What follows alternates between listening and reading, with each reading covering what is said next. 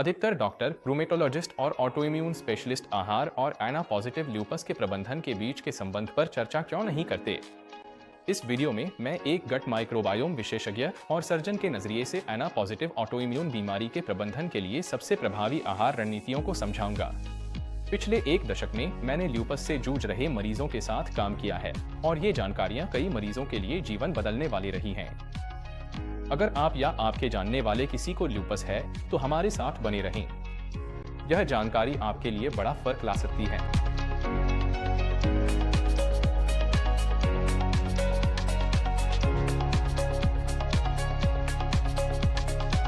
नमस्ते, मैं डॉक्टर चानू दसारी हूँ, एक सर्जन जो आंतों के स्वास्थ्य पर ध्यान केंद्रित करके पुरानी सूजन की जड़ तक पहुँचने के लिए समर्पित हूँ।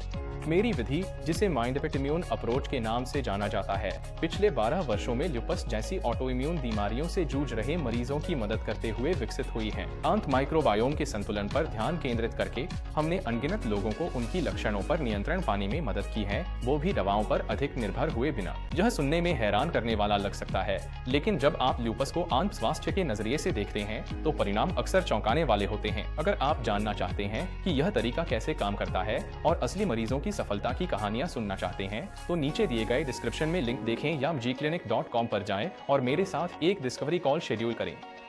मैं आपको वे व्यावहारिक कदम बताऊंगा जिन्हें अपनाकर आप अपनी सेहत में सुधार ला सकते हैं। आपको वहां अतिरिक्त संसाधन भी मिलेंगे, जैसे मरीजों की गवाही और अन्य सामग्री जो आपकी खास स्थिति के अनुसार आपको महत्वपूर्ण जानकारी दे सकती है। ठीक है, तो चलिए शुरू करते हैं। यहाँ 2023 की एक स्टडी है जो मूल्यांकन करती है कि आहार कारक एपिजेनेटिक बदलावों पर कैसे असर डालते हैं, जो SLE मरीजों पर सकारात्मक प्रभाव डाल सकते हैं। 2022 की एक स्टडी है जिसमें ल्यूपस मरीजों की आंत माइक्रोबायोटा में बदलावों की तुलना स्वस्थ परिवार के सदस्यों से की गई और माइक्रोबायोम डाइट व ल्यूपस लक्षणों के बीच संबंध देखा गया। इस वीडियो में हम ल्यूपस को नियंत्रित करने के लिए आदर्श डाइट पर चर्चा करेंगे, चाहे आप रोजमर्रा के लक्षणों से जूझ रहे हों या फ्लेयर अप्स रोक रहे हों। ल्यूपस के लिए सबसे अच्छा खाना चुनना कभी कभी उलझन भरा हो सकता है, खासकर जब आप दवाओं पर अधिक निर्भरता से बचना चाहते हैं। सालों से मैंने कई ऐसे मरीजों के साथ काम किया है जिन्होंने पोषण और आंत स्वास्थ्य को बेहतर बनाकर अपने ल्यूपस के लक्षणों में सुधार किया है। लेकिन आखिर इस तरीके को इतना प्रभावी क्या बनाता है? अधिकांश विशेषज्ञ आपको बताएंगे कि ल्यूपस एक पुरानी अपरिवर्तनीय बीमारी है और इसे ठीक करने का एकमात्र तरीका दवाएं ही हैं। हालांकि क्लिनिकल अनुभव और उभरते शोध के आधार पर यह स्पष्ट है कि पारंपरिक तरीका अक्सर कुछ महत्वपूर्ण पहलुओं को नजरअंदाज कर देता है। इस वीडियो में मैं ल्यूपस के लिए आदर्श डाइट, आम गलतियां जो लोग करते हैं और आप अपनी सेहत की रिकवरी पर कैसे नियंत्रण पा सकते हैं, इन सब पर विस्तार से बात करूंगा। ठीक है, अब पहला मुख्य बिंदु है फाइटोन्यूट्रिएंट्स का महत्व। कई शोध यह दर्शाते हैं कि ल्यूपस को नियंत्रित करने में फाइटोन्यूट्रिएंट्स की महत्वपूर्ण भूमिका होती है। यहाँ 2019 का एक अध्ययन है जिसमें करक्यूमिन और प्राकृतिक पॉलीफेनोल यौगिक के प्रभाव और इसके द्वारा ल्यूपस के लक्षणों को कम करने के तरीके को दिखाया गया है। यह 2015 का अध्ययन डाइट, आंत माइक्रोबायोम और ल्यूपस के बीच संबंध की पड़ताल करता है, जिसमें यह देखा गया है कि फाइबर और पॉलीफेनोल जैसे विशिष्ट आहार घटक ल्यूपस मरीजों की आंत की बैक्टीरिया पर कैसे असर डालते हैं। और यह 2022 का अध्ययन प्रोबायोटिक्स की भूमिका का मूल्यांकन करता है कि वे आंत माइक्रोबायोम को कैसे प्रभावित करते हैं और ल्यूपस के प्रबंधन में उनके संभावित चिकित्सीय लाभ क्या हो सकते हैं। आपने शायद सुना होगा कि फाइटोन्यूट्रिएंट्स सूजन को नियंत्रित करने के लिए कितने जरूरी हैं, खासकर ल्यूपस जैसी ऑटोइम्यून बीमारियों में। इसे साबित करने के लिए बहुत सारे शोध हैं, लेकिन चलिए सीधे मुद्दे पर आते हैं और उस पर ध्यान देते हैं जो वाकई मायने रखता है। फाइटोन्यूट्रिएंट्स पौधों में पाए जाने वाले प्राकृतिक यौगिक होते हैं, मतलब फल, सब्जियां, जड़ी बूटियां और मसाले। आप इन्हें एंटीऑक्सीडेंट्स, फ्लावोनॉइड्स या सुपरफूड्स जैसे नामों से पहचान सकते हैं। ये यौगिक सूजन को कम करने में महत्वपूर्ण भूमिका निभाते हैं, जो ल्यूपस के प्रबंधन के लिए बेहद जरूरी है। जितना ज्यादा आपका आहार इनसे भरपूर होगा, उतना ही बेहतर आपका शरीर फ्लेयर अप से लड़ पाएगा। फाइटोन्यूट्रिएंट्स को टर्पीन, फिनोल, क्लोरोफिल और प्रीबायोटिक्स जैसे समूहों में बांटा जाता है और हर एक आपके शरीर को संतुलन बनाए रखने में अलग अलग फायदे देता है। ल्यूपस से पीड़ित कई लोगों में ये जरूरी पोषक तत्वों की कमी होती है, जिससे आपके पेट, इम्यून सिस्टम और समग्र स्वास्थ्य के बीच नाजुक संबंध बिगड़ सकता है। अक्सर यहीं से समस्याएं शुरू होती हैं। ल्यूपस वाले व्यक्ति का लक्ष्य होना चाहिए कि अपने भोजन में इन पोषक तत्वों की विविधता और मात्रा को अधिकतम करें। ऐसा करने से आप अपने शरीर को वो साधन दे रहे हैं जिनकी उसे सूजन को नियंत्रित रखने के लिए जरूरत है। अगर आपके आहार में फाइटोन्यूट्रिएंट्स की कमी है तो ल्यूपस को संभालना और भी मुश्किल हो जाता है। दूसरी ओर इन यौगिकों से भरपूर आहार लक्षणों को कम करने और दवाओं की आवश्यकता को घटाने में बड़ा फर्क ला सकता है। मैं दृढ़ता से सलाह देता हूं कि हर भोजन में जितना संभव हो सके उतने फाइटोन्यूट्रिएंट्स शामिल करें। हर भोजन को इस तरह सोचें कि यह आपके मन को पोषण देने, आपके पेट को ठीक करने और आपकी इम्यून सिस्टम को समर्थन देने का एक मौका है, और इन मौकों को छोड़ना आपको असुरक्षित बना सकता है। मुख्य बात यह है कि फाइटोन्यूट्रिएंट्स ल्यूपस को संभालने में आपके साथी हैं। इसका मतलब है कि आप स्टेरॉइड्स, मेथोट्रेक्सेट, हाइड्रोक्सीक्लोरोक्वीन जैसी दवाओं को छोड़ सकते हैं। अगर आपके आहार में ये पोषक तत्व नहीं है तो इसमें कोई हैरानी की बात नहीं है कि आप अब भी उन लगातार लक्षणों से जूझ रहे हैं जिनके लिए दवा की जरूरत पड़ती है। लेकिन जब आप पोषक तत्वों से भरपूर आहार लेते हैं तो आप अपने शरीर को सूजन को नियंत्रित करने और अपनी स्थिति पर काबू पाने का बेहतर मौका देते हैं। दूसरा महत्वपूर्ण बिंदु यह है कि ल्यूपस से पीड़ित लोगों के लिए कुछ खास पोषण संबंधी जरूरतें और मैक्रो काउंटिंग होती है जिनका ध्यान रखना जरूरी है। पिछले कुछ वर्षों में इंटरमिटेंट फास्टिंग काफी लोकप्रिय हो गई है और कई लोग इसके सूजनरोधी प्रभावों का दावा करते हैं। लेकिन मैं आपको बताना चाहता हूं कि ल्यूपस जैसी बीमारियों के लिए इंटरमिटेंट फास्टिंग उतनी चमत्कारी नहीं है जितना इसे बताया जाता है, बल्कि यह फायदे से ज्यादा नुकसान भी पहुंचा सकती है। यहां तक कि 2024 की एक हालिया स्टडी में पाया गया कि इंटरमिटेंट फास्टिंग से कार्डियक डेथ का खतरा 91% तक बढ़ जाता है। सिर्फ खाना छोड़ने के लिए यह बहुत बड़ी कीमत है। इन खतरों के बावजूद कई लोग, जिनमें ल्यूपस के मरीज भी शामिल हैं, अब भी मानते हैं कि उपवास ही समाधान है। शॉर्ट टर्म में यह एक प्रभावी उपाय लग सकता है क्योंकि आप अपनी आंत में मौजूद उन खराब बैक्टीरिया को खाना नहीं दे रहे हैं जो सूजन बढ़ाते हैं। लेकिन समय के साथ लगातार उपवास करने पर समस्याएं उभरने लगती हैं। आप हमारी वेबसाइट पर इस बीएमआई कैलकुलेटर का इस्तेमाल करके और अपनी लंबाई व वजन दर्ज करके आसानी से अपना बीएमआई निकाल सकते हैं। अगर आपका बीएमआई 18 से कम है और आपको ल्यूपस है, आप गंभीर खतरे में हैं। मैंने ऐसे मरीजों का इलाज किया है जिनका बीएमआई सिर्फ 13 तक था। गंभीर स्थिति है। जब आपका बीएमआई कम होता है और आपको ल्यूपस है, आपका शरीर कैटाबोलिक है, जिससे लक्षण गंभीर होते हैं और रिकवरी धीमी होती है। अपने पेट की सेहत को संभालने और ल्यूपस के दौरे कम करने की कुंजी खाना बंद करने में नहीं है। यह इस बात पर निर्भर करता है कि आप किस तरह का भोजन करते हैं, जिससे आपके शरीर की हीलिंग प्रक्रिया को समर्थन मिले। बहुत से लोग सही भोजन ढूंढने की कोशिश छोड़ देते हैं और खाना छोड़ने लगते हैं, जिससे स्थिति और भी खराब हो जाती है। ल्यूपस को संभालने के लिए सबसे अच्छा मैक्रोन्यूट्रिएंट संतुलन पता करने की बात हो तो ध्यान दें फैट्स, कार्ब्स और प्रोटीन पर। अगर आपका लक्ष्य सूजन कम करना है तो अपनी रोज की कैलोरी का लगभग 50% हेल्दी फैट से लें और बाकी 50% को कार्ब्स और प्रोटीन में बराबर बराबर बांटें। यह अनुपात वर्षों के अनुभव और मरीजों के परिणामों पर आधारित है, न कि एक ही तरीके पर। अब अगर आप वजन कम करना चाहते हैं तो आपको अनुपात बदलने होंगे, कार्ब्स और फैट्स कम करके प्रोटीन बढ़ाना। इसके विपरीत लक्ष्य वजन बढ़ाना है तो कैलोरी इंटेक बढ़ाना, कार्ब्स, फैट्स व प्रोटीन संतुलन जरूरी है। मैक्रोस ट्रैक करना समय ले सकता है पर मेहनत के लायक है। अपनी पोषण व्यवस्था को ठीक से समायोजित करके आप न केवल अपनी ऊर्जा के स्तर को बढ़ा सकते हैं, बल्कि अपने शरीर को वह सब कुछ दे सकते हैं जिसकी उसे लूपस के लक्षणों को लंबे समय तक बेहतर तरीके से संभालने के लिए जरूरत है। इसलिए लूपस और आंत स्वास्थ्य पर मैक्रोन्यूट्रिएंट अनुपात का प्रभाव काफी स्पष्ट है। मैक्रोन्यूट्रिएंट्स, कार्ब्स, फैट्स और प्रोटीन का संतुलन आपके गट माइक्रोबायोम में महत्वपूर्ण भूमिका निभाता है, जो सीधे तौर पर यह तय करता है कि आप लूपस को कितनी अच्छी तरह संभाल पाते हैं। आपकी आंत में मौजूद सूक्ष्मजीव शर्करा, स्टार्च और फाइबर पर पनपते हैं, जो सभी कार्बोहाइड्रेट्स हैं। तो अब आता है मुश्किल हिस्सा। आपकी आंत में बुरी बैक्टीरिया और फंगस भी होती हैं, जो शर्करा, कार्ब्स और फाइबर को पचाती हैं, जिससे सूजन होती है। ग्लूकोज और फ्रुक्टोज जैसी साधारण शर्कराएं हानिकारक बैक्टीरिया और फंगस की वृद्धि को बढ़ावा देती हैं, जिससे सूजन बढ़ती है और लूपस के लक्षण और भी खराब हो जाते हैं। रिफाइंड आटे में पाए जाने वाले प्रोसेस्ड स्टार्च भी यही असर करते हैं। दूसरी ओर जटिल या रेजिस्टेंट स्टार्च लाभकारी बैक्टीरिया की वृद्धि को बढ़ावा देते हैं और फाइबर अच्छे बैक्टीरिया को पनपने के लिए चुनिंदा रूप से प्रोत्साहित कर सकता है। यह थोड़ा जटिल हो सकता है और आप सोच सकते हैं क्यों न कार्ब्स को पूरी तरह से हटा दिया जाए। यहीं पर कार्निवोर डाइट की बात आती है। लूपस के लिए कार्निवोर डाइट पूरी तरह से मांस पर आधारित होती है, जिसमें सारा फाइबर हटा दिया जाता है और कुछ इलेक्ट्रोलाइट्स शामिल किए जाते हैं। जब इस डाइट को सख्ती से अपनाया जाता है तो कार्निवोर डाइट सभी डेयरी और फाइबर के स्रोतों को हटा देती है, जिससे आंत में ऐसा वातावरण बनता है जहां हानिकारक बैक्टीरिया को जीवित रहना मुश्किल हो जाता है, क्योंकि उन्हें खाने के लिए शुगर, कार्ब्स और फाइबर नहीं मिलते। यह तरीका खासतौर पर तब प्रभावी हो सकता है जब लूपस का फ्लेयर अप हो और सूजन अपने चरम पर हो। लेकिन इसमें एक पेंच है। जहां कार्निवोर डाइट को अल्पकालिक राहत के लिए इस्तेमाल किया जा सकता है, वहीं यह हर किसी के लिए लंबे समय तक टिकाऊ नहीं है। मूल पेलियो डाइट, जो बाद में कार्निवोर डाइट में बदल गई, वह अधिक पौधों पर केंद्रित थी और कभी कभी ही मांस शामिल होता था, जो उस फाइटोन्यूट्रिएंट समृद्ध डाइट के ज्यादा करीब है जिसे मैं आमतौर पर सुझाता हूँ। तो जहाँ कार्निवोर डाइट फ्लेयर के दौरान सूजन कम करने में मदद कर सकती है, वहीं यह स्वस्थ गट माइक्रोबायोम बनाए रखने के लिए सबसे अच्छा दीर्घकालिक तरीका नहीं हो सकता। मैं इस विषय को एक और वीडियो में और विस्तार से कवर करता हूं, तो अगर आप रुचि रखते हैं तो उसे जरूर देखें। कार्निवोर डाइट के अलावा भी ऐसी कई डाइट्स हैं जो सूजन को नियंत्रित करने के लिए खास कार्बोहाइड्रेट्स को हटाने पर ध्यान देती हैं। ऐसा ही एक विकल्प है जिसे कुछ लोग आजमाते हैं, स्पेसिफिक कार्बोहाइड्रेट डाइट। एससीडी का उद्देश्य सूजन को कम करना है। इसके लिए वे ऐसे कार्ब्स को हटाते हैं जिन्हें पचाना मुश्किल होता है और जो अक्सर आंत में किण्वित होकर बैक्टीरियल ओवरग्रोथ का कारण बनते हैं। एससीडी जटिल कार्ब्स जैसे डिसैक्राइड्स और पॉलीसैक्राइड्स को हटाती है जो बैक्टीरियल ओवरग्रोथ और फ्लेयरअप्स में योगदान कर सकते हैं।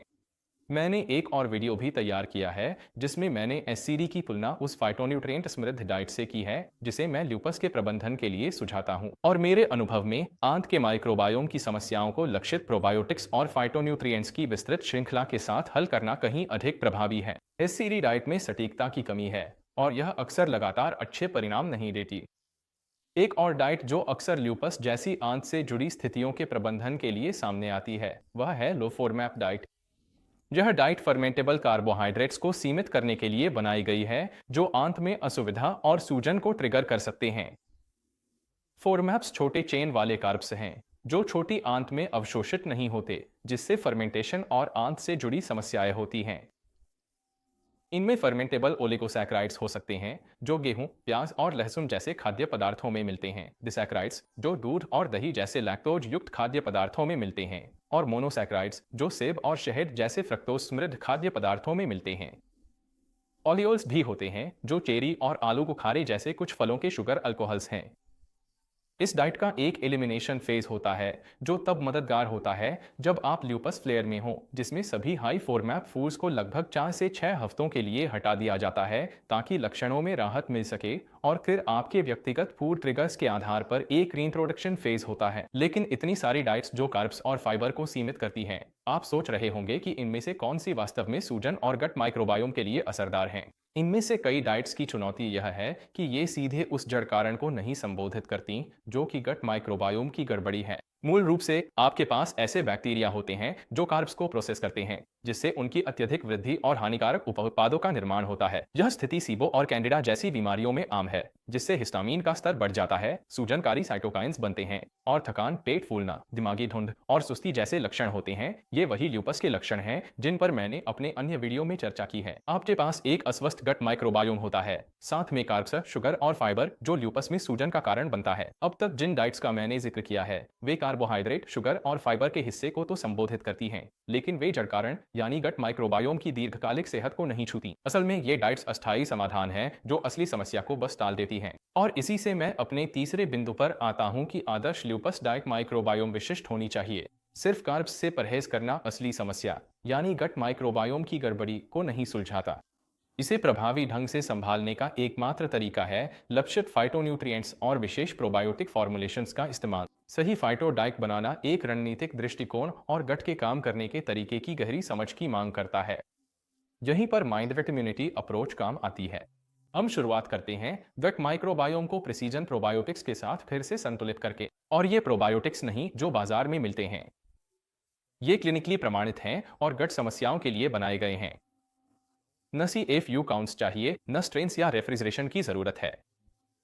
आपको बस 4 सटीक स्ट्रेन्स चाहिए जो गट में एक सुरक्षात्मक बायोफिल्म बनाते हैं, जिससे हानिकारक बैक्टीरिया पर नियंत्रण बना रहता है। इन स्वस्थ कॉलोनियों में फाइटोन्यूट्रिएंट्स जरूरी हैं और पौधों पर आधारित खाद्य पदार्थों में पाए जाते हैं। कुछ प्रोटीन लुपस में इम्यून रिस्पॉन्स ट्रिगर कर सकते हैं, जिससे सूजन होती है। उदाहरण के लिए कुछ जटिल प्रोटीन फ्लेयरअप्स भड़का सकते हैं। सावधानी बरतना समझदारी होगी।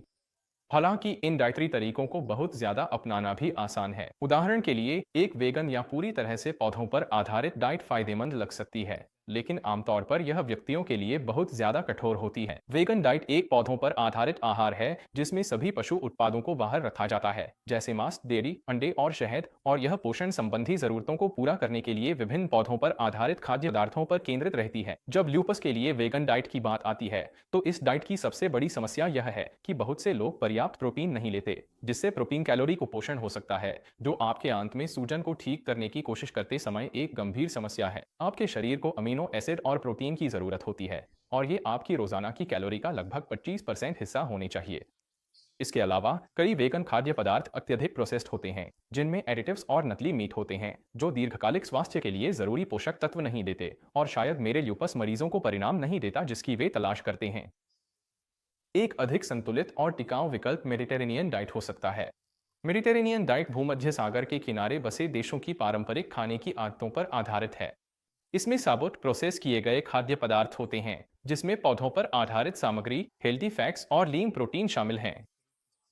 ल्यूपस के लिए मेडिटेरेनियन डाइट की एक सीमा यह आपके फाइटोन्यूट्रिएंट सेवन को ट्रैक करने का तरीका नहीं देती। इसके अलावा यह जरूरी है कि आपकी रोजाना की कैलोरी ओमेगा फैट्स से आए, जो आंत के माइक्रोबायोम स्वास्थ्य के लिए आवश्यक हैं।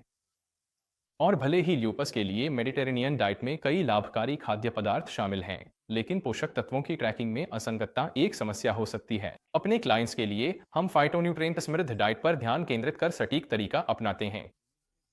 हम कार्ब्स, फैट्स, प्रोटीन और माइक्रोन्यूट्रिएंट्स को रोजाना सावधानी से ट्रैक करते हैं ताकि डाइट आंत के माइक्रोबायोम को सपोर्ट और ऑप्टिमाइज करे।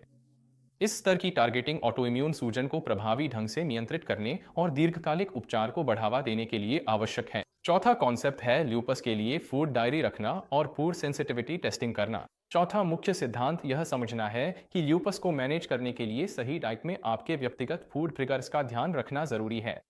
मेरे पास ल्यूपस के लिए फूड सेंसिटिविटी टेस्टिंग पर एक पूरा वीडियो है, जिसमें बताया गया है कि कौन से टेस्ट सबसे प्रभावी हैं और उनके नतीजों को कैसे समझें। किसी भी डाइट प्लान के लिए यह जरूरी है कि वह व्यक्तिगत फूड एवर्जन, सेंसिटिविटी और एलर्जी को संबोधित करे। इन ट्रिगर्स को ट्रैक करने का सबसे आसान और प्रभावी तरीका है फूड डायरी रखना। और मुझे पता है कि यह थोड़ा झंझट भरा लग सकता है, लेकिन हमारे सभी क्लाइंट्स के लिए यह एक अनिवार्य कदम है। फ्लेयर अप के दौरान लगभग हर खाना समस्या पैदा कर सकता है। हालांकि जैसे जैसे आप ठीक होते हैं, आपको महसूस हो सकता है कि जो खाने पहले परेशानी देते थे, अब सहन हो रही हैं। इसलिए अपनी फूड सेंसिटिविटी को नियमित रूप से मॉनिटर और अपडेट करना जरूरी है, क्योंकि हालत सुधरने पर यह बदल सकती है। ल्यूपस के लिए मूल रूप से 4 अलग अलग प्रकार की सेंसिटिविटी टेस्टिंग होती है। आप पारंपरिक स्किन प्रिक टेस्ट करवा सकते हैं, जो एलर्जी टेस्ट है। आप सीरम इगी टेस्ट करवा सकते हैं, जो एलर्जी टेस्ट है, लेकिन इसमें खून लिया जाता है। आपका सीरम IgG4 टेस्ट होता है, जो संवेदनशीलता के लिए है। सीरम मीडिएटर रिलीज टेस्ट होता है, जो सबसे नया टेस्ट है और खाने की संवेदनशीलता की जांच करता है। मैं अक्सर ल्यूपस के मरीजों के लिए ये टेस्ट देखती हूँ और उन्हें बताती हूँ कि इन नतीजों का उनके खानपान और समग्र स्वास्थ्य पर क्या असर पड़ता है। अगर आप ल्यूपस के लिए फूड सेंसिटिविटी टेस्ट को गहराई से समझना चाहते हैं, तो इस विषय पर मेरा एक विस्तृत वीडियो भी है। उसमें मैं अलग अलग तरह के डाइट्स, उनके फायदे नुकसान और टेस्ट करवाने का सबसे अच्छा समय कवर करती हूँ। उदाहरण के लिए, फ्लेयर के दौरान टेस्ट करवाना आदर्श नहीं है, क्योंकि उस समय फॉल्स पॉजिटिव्स की संभावना ज्यादा होती है। जब आप ज्यादा स्थिर स्थिति में होते हैं, तब टेस्ट करवाने से यह ज्यादा स्पष्ट हो जाता है कि असली में किस चीज से संवेदनशीलता हो रही है। तो आखिरी कुछ डाइट्स जिनका मैं जिक्र करूंगी, वे इन संवेदनशीलताओं से जुड़ी हैं। AIP डाइट को ऑटोइम्यून बीमारियों को मैनेज करने के लिए डिजाइन किया गया है, ताकि सूजन कम हो और आंत की सेहत बेहतर हो। यह पालेयो डाइट का एक ज्यादा सख्त वर्जन है और इसका फोकस उन संभावित खाद्य ट्रिगर्स को हटाने पर है जो सूजन और ऑटो इम्यूनिटी को बढ़ा सकते हैं। यह डाइट आमतौर पर कई चरणों में आगे बढ़ती है। सबसे पहले इसमें एलिमिनेशन फेज होता है, जिसमें आप उन सभी चीजों को हटाते हैं जो सूजन या इम्यून रिएक्शन का कारण बन सकती हैं। इनमें अनाज, दालें, डेयरी, अंडे, मेवे, बीज और नाइटशेड्स हो सकती हैं। फिर रीइंट्रोडक्शन फेज आता है, जिसमें आप इन हटाए गए खाद्य पदार्थों को एक एक करके धीरे धीरे वापस शामिल करते हैं, ताकि आपके लक्षणों के लिए कौन से ट्रिगर हैं, डाइट को अनुकूलित किया जा सकता है। फिर एक मेंटेनेंस फेज होता है, जिसमें आप डाइट बनाए रखते हैं और ट्रिगर करने वाले खाद्य पदार्थों से बचते हैं, पोषक तत्वों से भरपूर सूजनरोधी चीजों पर ध्यान केंद्रित करते हैं। यही बात लो हिस्टामिन डाइट पर भी लागू होती है। मैं इसका जिक्र यहाँ सिर्फ इसलिए कर रहा हूँ क्योंकि यह अक्सर सूजन से जुड़ी बातचीत में आ जाता है, और यहाँ विचार यह है कि आप उन खाद्य पदार्थों से बचें जो आमतौर पर हिस्टामिन को ट्रिगर करते हैं। लेकिन जैसा कि मैंने पहले बताया है, शरीर में हिस्टामिन का मुख्य उत्पादक आंत का माइक्रोबायोम है, इसलिए बैक्टीरिया, कैंडिडा और सीबो जैसी चीजों को भी संबोधित करना जरूरी है। लो हिस्टामिन डाइट में ट्रिगर करने वाले खाद्य पदार्थों से बचने ध्यान दिया जाता है, लेकिन यह आंत के माइक्रोबायोम को संबोधित नहीं करती और हर व्यक्ति के लिए विशिष्ट नहीं है, क्योंकि हर किसी के ट्रिगर अलग होते हैं। मेरे पास कई वीडियो हैं जिनमें मैंने फाइटोन्यूट्रिएंट डाइट की तुलना यहाँ बताई गई हर डाइट से की है, तो नीचे डिस्क्रिप्शन में उन वीडियो को देखें।